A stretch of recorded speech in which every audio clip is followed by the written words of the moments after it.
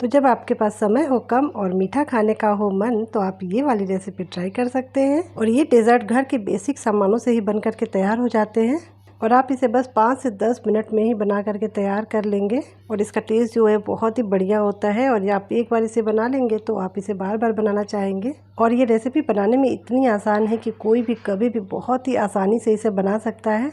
तो आप इस रेसिपी को ट्राई करिएगा, आपको ये ज़रूर पसंद आएगी। और अगर पसंद आए तो इसे लाइक शेयर करना बिल्कुल ना भूलिएगा। तो चलिए बहुत ही स्वादिष्ट से इस रेसिपी को बनाना शुरू करते हैं।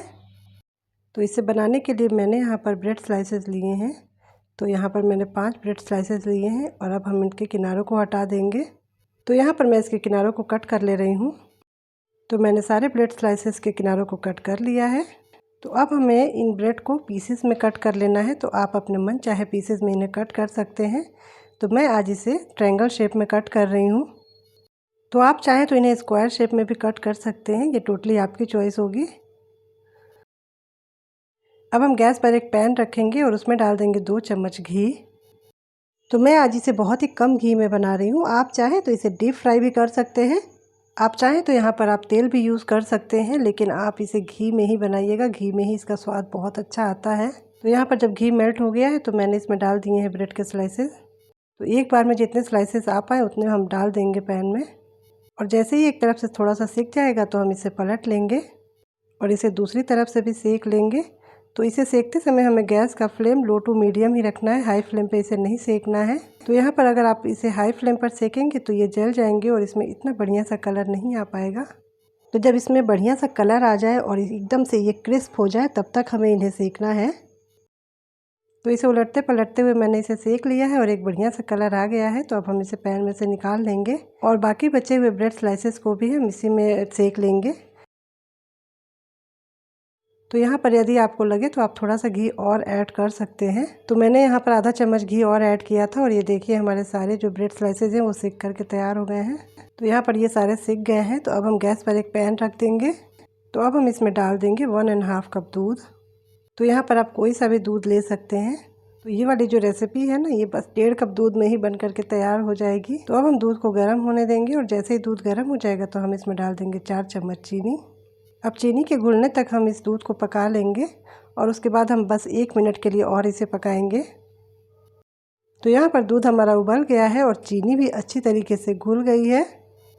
अब हम गैस का फ्लेम बंद कर देंगे और इसे थोड़ा सा ठंडा होने देंगे। तो यहाँ पर जो दूध है हमारा वो हल्का सा ठंडा हो गया है।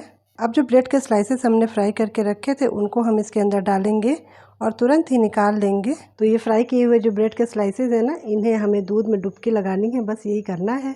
तो सभी ब्रेड के स्लाइसेस को इसी तरीके से उलटते पलटते हुए हम डिप कर लेंगे और इसे ना दूध में हमें बिल्कुल भी छोड़ना नहीं है, बस हमें तुरंत निकाल करके और अपने सर्विंग ट्रे में रख लेना है।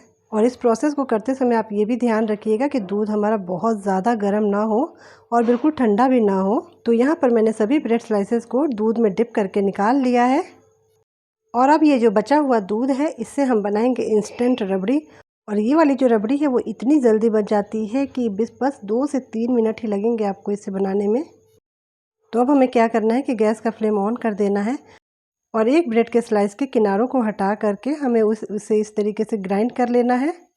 और अब इस ब्रेड क्रम्ब को हम इस दूध में धीरे धीरे ऐड करेंगे और ब्रेड क्रम्ब ना जितना ज़रूरत होगा उतना ही हम इसमें डालेंगे। तो यहाँ पे थोड़ा थोड़ा सा डाल करके और हम मिक्स करते जाएंगे। तो मैंने एक ब्रेड स्लाइस का ही क्रम्ब बनाया था और वो सारा मैंने इसमें डाल दिया है और अब इसे मिक्स करते हुए हम लो फ्लेम पे थोड़ा सा पका लेंगे। तो जैसे ही हम ब्रेड क्रम्ब डालेंगे दूध हमारा थोड़ा सा गाढ़ा हो जाएगा। तो अब इस स्टेज पर हम इसमें डाल देंगे 1/4 छोटी चम्मच इलायची पाउडर और इसी के साथ हम इसमें डाल देंगे बारीक कटे हुए ड्राई फ्रूट्स। तो आप अपनी पसंद के कोई भी ड्राई फ्रूट्स ले सकते हैं। मैं इसमें काजू और बादाम कट करके डाल रही हूँ और मैंने यहाँ पर 2 चम्मच ड्राई फ्रूट्स डाले हैं। और यहाँ पर देखिए बस 1 मिनट हम इसे और पकाएंगे और आप देख सकते हैं कि ये हमारी रबड़ी कितनी गाढ़ी हो गई है। तो बस इसे हमें इसी स्टेज तक पकाना है और अब हम गैस का फ्लेम ऑफ कर देंगे और जैसे जैसे ये ठंडी होगी ये और ज़्यादा गाढ़ी होती जाएगी। तो यहाँ पर मैंने गैस का फ्लेम ऑफ कर दिया है और अब इस रबड़ी को हम ठंडा होने देंगे। तो मैंने इसे एक बोल में निकाल करके फ्रिज में रख के ठंडा कर लिया है और यहाँ पर आप देख सकते हैं कि ये कितनी गाढ़ी हो गई है और ये इंस्टेंट रबड़ी हमारी बहुत ही टेस्टी बन करके तैयार हुई है। अब जो ये टोस्ट हमने अरेंज करके रखा है इसके ऊपर हम ये रबड़ी को डाल देंगे तो यहाँ पर हम टोस्ट के ऊपर अच्छे से रबड़ी डालेंगे और इसे सर्व करते समय आप रबड़ी की जो क्वांटिटी है वो आप अपने हिसाब से कम या ज़्यादा कर सकते हैं। और यहाँ पर ना आप ये रबड़ी का टेक्सचर देख सकते हैं, ये कितनी बढ़िया बन करके तैयार हुई है। और ये रबड़ी ना इतनी टेस्टी बनती है कि खाने के बाद भी कोई नहीं बता पाएगा कि आपने इसे ब्रेड क्रम्ब डाल करके बनाया है। और यहाँ पर मैंने इसे बारीक कटे हुए काजू और बादाम से गार्निश कर लिया है। आप अपनी पसंद के कोई भी ड्राई फ्रूट से इसे गार्निश कर सकते हैं।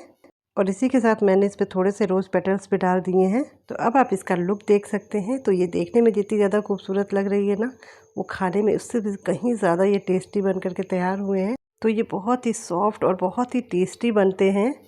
तो जब भी आपका मीठा खाने का मन हो या अचानक से मेहमान आ जाए घर में, तो आप ये वाली रेसिपी फटाफट से बना करके तैयार कर सकते हैं। तो ये बनाने में जितनी ही ज़्यादा आसान है ना, ये खाने में उतनी ही ज़्यादा टेस्टी है। तो आप इस रबड़ी टोस्ट की रेसिपी को ज़रूर ट्राई करिएगा, आपको बहुत बहुत ज़्यादा पसंद आएगी। तो मेरे घर में तो ये सबको बहुत ही ज़्यादा पसंद आई थी। तो अगर आपको भी ये रेसिपी पसंद आती है तो आप इसे लाइक शेयर ज़रूर करिएगा। और अगर चैनल को सब्सक्राइब नहीं किया है तो इसे सब्सक्राइब भी कर लीजिएगा। और वीडियो देखने के लिए आपका बहुत बहुत धन्यवाद।